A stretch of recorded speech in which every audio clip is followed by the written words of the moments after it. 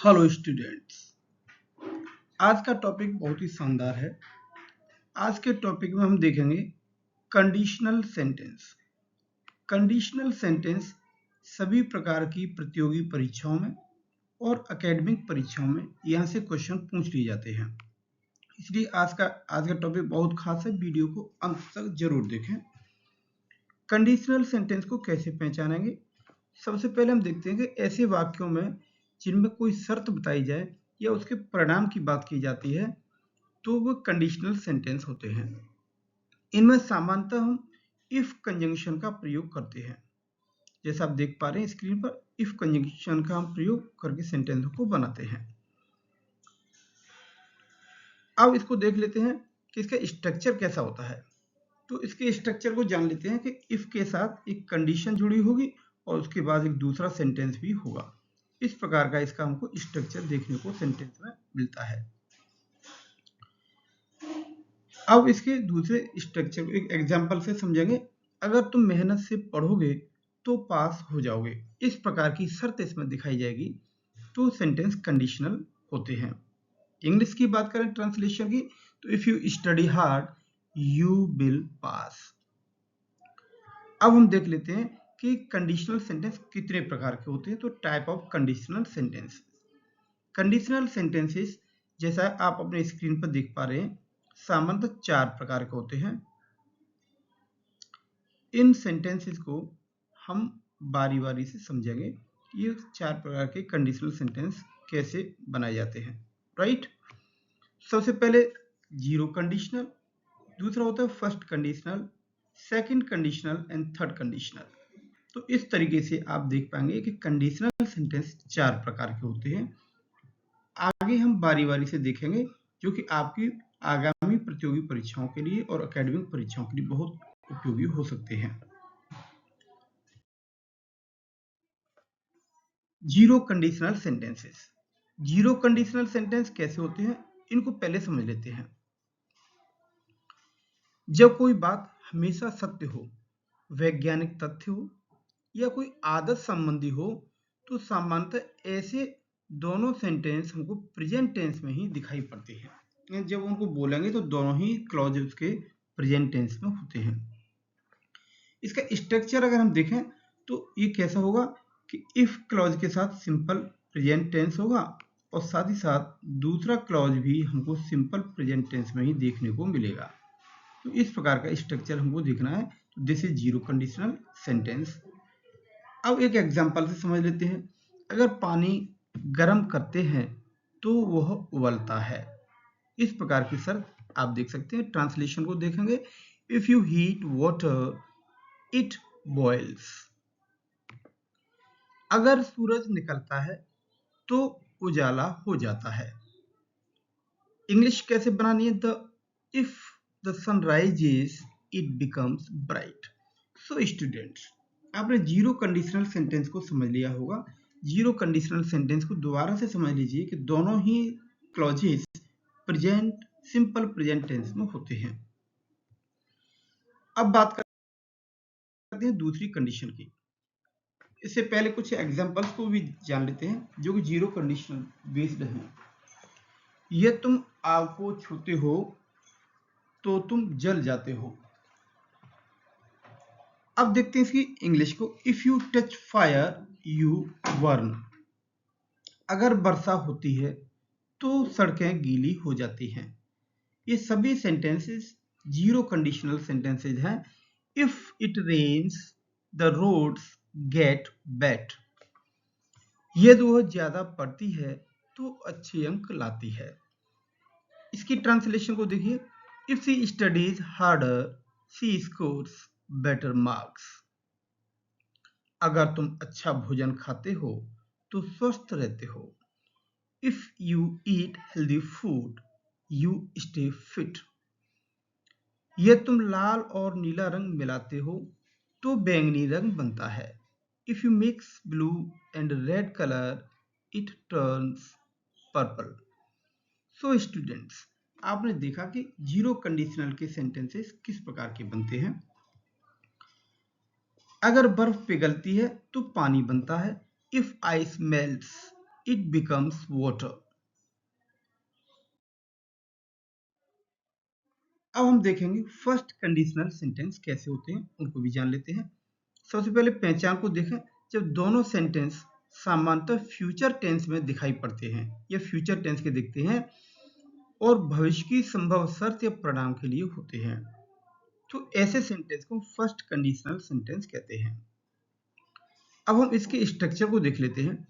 इसमें क्या होगा कि दोनों ही क्लॉजेस, इफ वाला क्लॉज और दूसरा क्लॉज, दोनों ही आपको फ्यूचर टेंस में दिखेंगे। तब इसको हम बनाएंगे, एक को बनाएंगे यानी इफ वाले क्लॉज को बनाएंगे सिंपल प्रेजेंट टेंस में, दूसरे को बनाएंगे फ्यूचर टेंस में। हिंदी के सेंटेंस देखने में हमको दोनों ही फ्यूचर में दिखाई पड़ेंगे। जैसे कि अगर तुम मेहनत से पढ़ोगे तो पास हो जाओगे। यह हमको ध्यान देना है कि दोनों ही सेंटेंस, दोनों ही क्लॉजेस हमको फ्यूचर में देखने को मिल रहे हैं। अतः इनकी इंग्लिश जब बनाएंगे तब इफ वाले क्लॉज को सिंपल प्रेजेंट टेंस से तथा दूसरे को फ्यूचर टेंस से बनाना है।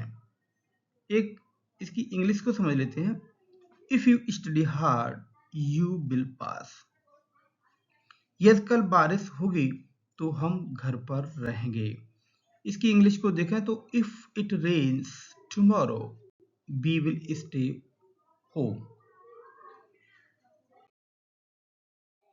अब हम बात करते हैं इसके कुछ एग्जाम्पल्स की। यदि तुम अंग्रेजी सीखोगे तो तुम्हें नौकरी मिल जाएगी। If you learn English you will get the job. अगर मेरे पास कार होगी तो मैं हर जगह घूमूंगा। If I have a car I will travel everywhere. यदि वह ज्यादा पढ़ेगी तो अच्छे अंक लाएगी। If she studies harder she will score better marks.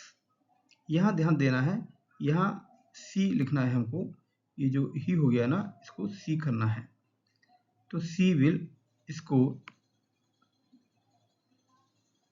Right, C will score better marks. Okay, next question देखें। अगर तुम मेरे घर आओगे तो मैं तुम्हारे घर आऊंगा।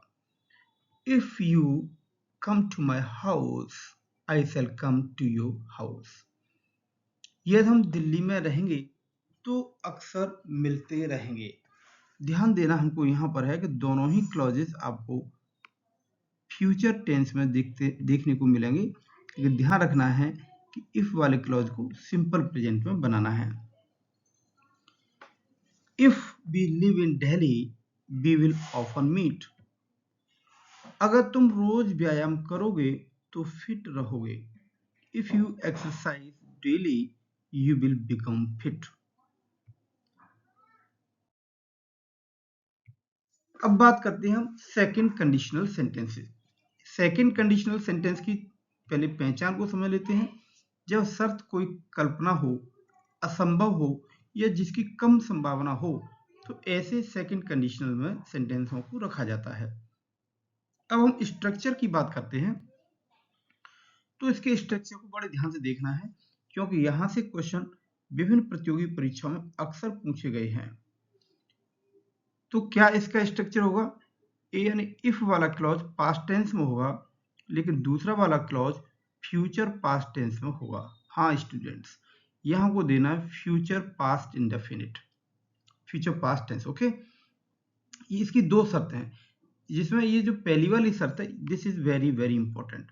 सभी प्रकार की प्रतियोगी परीक्षाओं में यहाँ से क्वेश्चन अक्सर पूछ लिए जाते हैं। हमको समझना है कि जो वर्ब हेल्पिंग वर्ब है, अब सामान्यतः प्लूरल सब्जेक्ट के साथ आती है, लेकिन इस शर्त में सब्जेक्ट सिंगुलर हो या प्लूरल, वर्ब हमें हमेशा वर्ब ही लगानी है। दूसरी शर्त को भी देख लेते हैं। इफ वाले क्लॉज में सेकंड फॉर्म लगाते हैं, यानी इसको पास्ट टेंस में बनाते हैं, और दूसरे वाले को सिंपल पास्ट फ्यूचर पास्ट में बनाते हैं। इन बोर्ड के साथ वर्ब की फर्स्ट फॉर्म का प्रयोग करते हैं। जैसे एक एग्जांपल को समझें, अगर मैं अमीर होता तो गरीबों की मदद करता। If I were rich I would help the poor. Okay, so student, I hope ये स्ट्रक्चर आपने समझ लिया है। अब इसकी एक एक्सरसाइज को भी समझ लेते हैं, कुछ एक सेंटेंस को करके देख लेते हैं। अगर उसे अंग्रेजी आती तो उसे नौकरी मिल जाती। इस प्रकार का अगर सेंटेंस है तो if she knew English she would get the job. यह हमको देखना है, ये समय निकल गया है, अनफुलफिल कंडीशन है, यानी ये कल्पना है, ऐसा सेंटेंस हो नहीं सकता। अगर मेरे पास कार होती तो मैं हर जगह घूमता, ये भी एक कल्पना जैसी है। If I had a car I would travel everywhere. आप इसमें सेंटेंस में हैड देख करके कंफ्यूजन नहीं करेंगे, क्योंकि ये भी हैव की सेकंड फॉर्म है, यानी टेंस पास्ट का इंडेफिनिट टेंस है। दूसरे एग्जांपल को देखें, ये वह ज्यादा पढ़ता तो अच्छे अंक लाता। If he studied harder he would score better marks. अगर मैं पक्षी होता तो आसमान में उड़ता। If I were A bird I would fly in the sky. इस वाले सेंटेंस को बहुत ध्यान से समझना है, ये हेल्पिंग वर्ब वर लगाना है, चाहे सब्जेक्ट सिंगुलर हो या प्लूरल हो, ठीक है। तो इस प्रकार के सेंटेंस कॉम्पिटिटिव एग्जाम्स में पूछ लिया जाता है, इसलिए इसको ध्यान से समझना है। यदि हम दिल्ली में रहते तो अक्सर मिलते, तो इसको हम बनाएंगे if we lived in Delhi we would often meet. अगर तुम रोज व्यायाम करते तो फिट हो जाते। If you exercise daily, you would become fit. So student, I hope second condition को भी आपने अच्छे से समझ लिया होगा। अब हम जानते हैं थर्ड कंडीशन के बारे में। थर्ड कंडीशनल सेंटेंस किस प्रकार के होते हैं, उनकी पहचान को देखेंगे। तो भूतकाल की ऐसी स्थिति जिसके बदलने की अब संभावना नहीं है, इन्हें अनफुलफिल्ड कंडीशनल सेंटेंस भी कहते हैं, क्योंकि ये वो कंडीशन है जो अब पूरी नहीं हो सकती, इसीलिए इसको थर्ड कंडीशन में हमने रखा है। अब इससे सेंटेंस कैसे होंगे, उससे पहले हम इसकी स्ट्रक्चर को जान लेते हैं कि कैसा स्ट्रक्चर होगा। तो स्टूडेंट्स, जैसा आप स्क्रीन पर आप देख पा रहे हैं, इसमें इफ वाले क्लॉज को पास्ट परफेक्ट टेंस में बनाना है और दूसरे वाले क्लॉज को फ्यूचर पास्ट परफेक्ट टेंस में बनाना है। जैसे सब्जेक्ट एंड इफ के साथ सब्जेक्ट और हेड और इसके साथ वर्ब की थर्ड फॉर्म आ गई। स्टूडेंट्स, इसको बड़े ध्यान से समझना है, यहाँ से भी कॉम्पिटिटिव एग्जाम में बहुत सारे क्वेश्चंस को पूछ लिया जाता है। यहाँ दोनों ही क्लॉजेज में वर्ब की थर्ड फॉर्म का प्रयोग किया जाता है। अब हम देखते हैं कुछ एग्जाम्पल से। अगर मैंने ज्यादा पढ़ाई की होती तो पास हो गया होता। ये अनफुलफिल कंडीशन है, अब ये ऐसा हो नहीं सकता, क्योंकि पास्ट की स्थिति है, ये संभावना मात्र रह गई है। जैसे if I had studied harder I would have passed. So students, इसके कुछ एग्जांपल्स को भी समझ लेते हैं ताकि हमारी ये कंडीशन को हम अच्छे से समझ पाए। अगर उसने मुझे फोन किया होता तो मैं उसकी मदद करता। If she had called me I would have helped हर। अगर वे जल्दी निकल गए होते तो ट्रेन पकड़ लेते। If they had left early, they would have caught the train. Next, अगर बारिश हुई होती तो फसल अच्छी होती। If it had rained, the crops would have grown well. अगर उसने मेरी बात मानी होती तो सफल हो गया होता। If he had listened to me, he would have succeeded. अगर हमें सच पता होता तो हम अलग तरह से काम करते। If we had known the truth, we would have acted differently. So students, I hope ये थर्ड कंडीशनल सेंटेंस को भी अच्छे से आपने समझ लिया होगा। अब मैं शॉर्ट में पूरी समरी आपको बताता हूँ। ये चार कंडीशनल सेंटेंस जिनकी अभी हमने डिस्कशन किया है, ये चारों कंडीशनल को आपको समरी के रूप में समझना है।